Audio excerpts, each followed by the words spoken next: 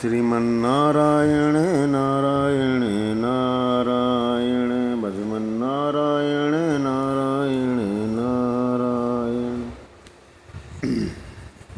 भगवान श्री कृष्ण बोले, राजन, इसका वर्णन परम धर्मात्मा सत्यवती नंदन व्यास जी करेंगे, क्योंकि ये संपूर्ण शास्त्रों के तत्वज्ञ और वेदों के प्रांगत विद्वान हैं।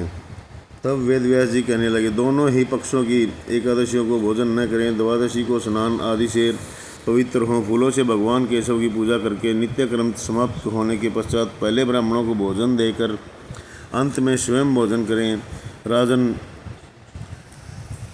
जन्नाशोच और मरणाशोच में भी एकादशी का भोजन नहीं करना चाहिए। यह सुनकर भीमसेन बोले, परम बुद्धिमान पितामह, मेरी उत्तम बात सुनिए। राजा युधिष्ठिर, माता कुंती, द्रौपदी, अर्जुन, नकुल और सहदेव ये एकादशी को कभी भोजन नहीं करते तथा मुझसे भी हमेशा यही कहते हैं कि भीमसेन, तुम भी एकादशी को न खाया करो, किंतु मैं इन लोगों से यही कह दिया करता हूँ कि मुझे भूख नहीं सही जाएगी। भीमसेन ने की बात सुनकर व्यास जी ने कहा, यदि तुम्हें सर्वलोक की प्राप्ति अभिष्ट है और नरक को दूषित समझते हो तो दोनों पक्षों की एकादशी को भोजन न करना।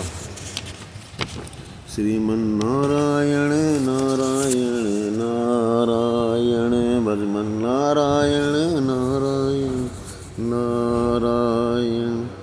भीमसेन बोले, महाबुद्धिमान पिता, मैं आपके सामने सच्ची बात करता हूँ। एक बार भोजन करके भी मुझसे व्रत नहीं किया जा सकता, फिर उपवास करके तो मैं रह ही कैसे सकता हूँ।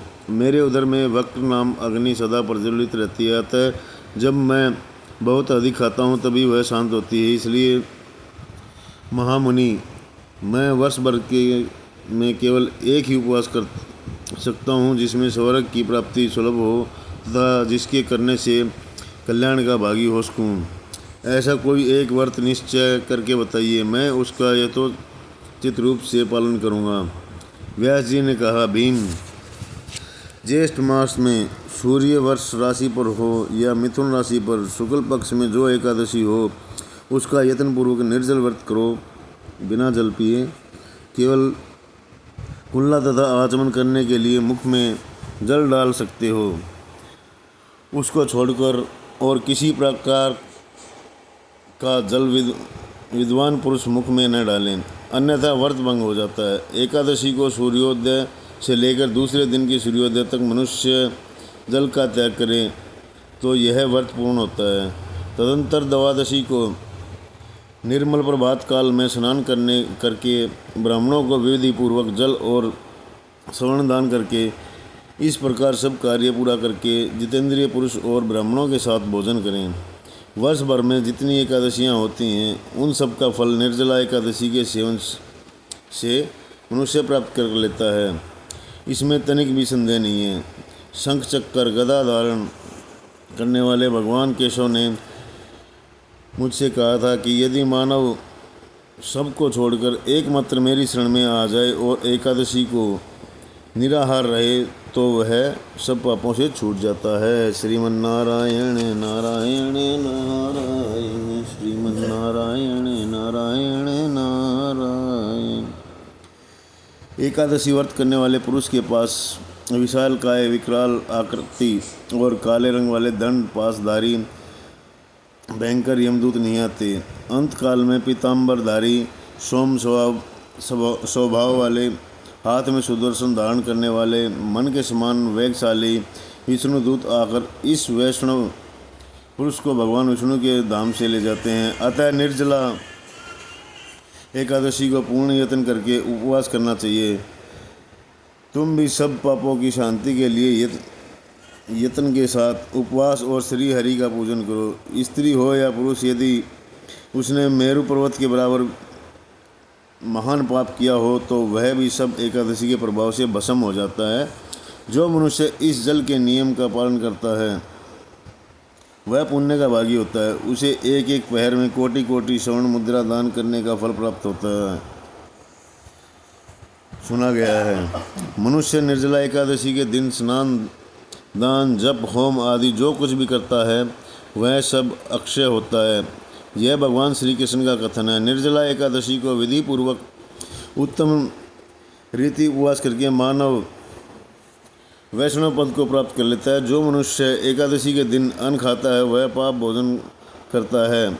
इस लोक में वह चांडाल के समान है और मरने पर दुर्गति को प्राप्त होता है। जो ज्येष्ठ के शुक्ल पक्ष में एकादशी को उपवास करके दान देंगे वे परम पद को प्राप्त होंगे। जिन्होंने एकादशी को उपवास किया है वे ब्रह्मचर्य, शराबी, चोर तथा गृहद्रोही होने पर भी सब पातकों से मुक्त हो जाते हैं। कुंती नंदन निर्जला एकादशी के दिन श्रद्धालु स्त्री पुरुष के लिए जो विशेष दान और कर्तव्य विहित हैं उसे सुनो। उस दिन जल में शयन करने वाले भगवान विष्णु का पूजन और जलमयी धेनु का दान करना चाहिए अथवा प्रत्यक्ष धेनु या धृतमयी धेनु का दान उचित है। पर्याप्त दक्षिणा और भांति भांति के मिष्टानों द्वारा यत्नपूर्वक ब्राह्मणों को संतुष्ट करना चाहिए। ऐसा करने से ब्राह्मण अवश्य संतुष्ट होते हैं और उनके संतुष्ट होने पर श्री हरि मोक्ष प्रदान करते हैं। जिन्होंने सम दम दान में प्रवृत्त हो श्री हरि की पूजा और रात्रि में जागरण करते हुए इस निर्जला एकादशी का व्रत किया है, उन्होंने अपने साथ ही बीती हुई 100 पीढ़ियों को और आने वाली 100 पीढ़ियों को भगवान वासुदेव के परम धाम में पहुंचा दिया है। निर्जला एकादशी के दिन अन्न, वस्त्र, गो, जल, शैया, सुंदर आसन, कुमंडल तथा छाता दान करने चाहिए।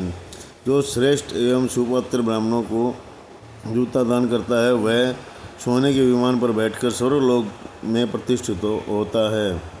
जो इस एकादशी की महिमा को भक्तिपूर्वक सुनता तथा जो भक्तिपूर्वक उसका वर्णन करता है वे दोनों सर्वलोक में जाते हैं।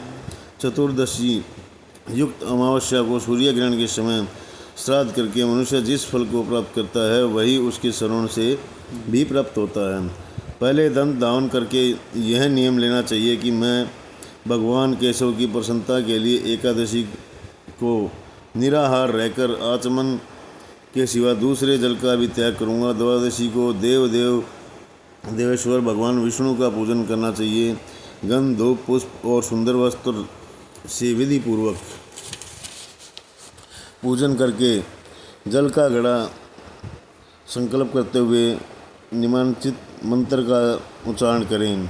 देव देव हृषिकेश संसार वर्णतारक उदकुम प्रदानेन नय माँ परमागति में।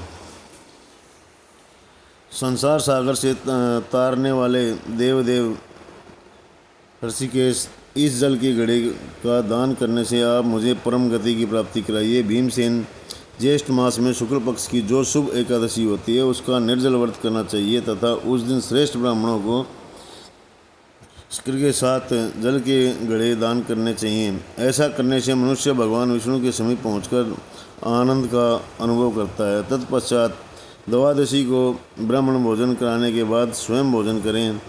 जो इस प्रकार पूर्ण रूप से पापनाशिनी एकादशी व्रत करता है वह सब पापों से मुक्त हो अनामय पद को प्राप्त होता है। यह सुनकर भीमसेन भी इस शुभ एकादशी व्रत आरंभ कर दिया है।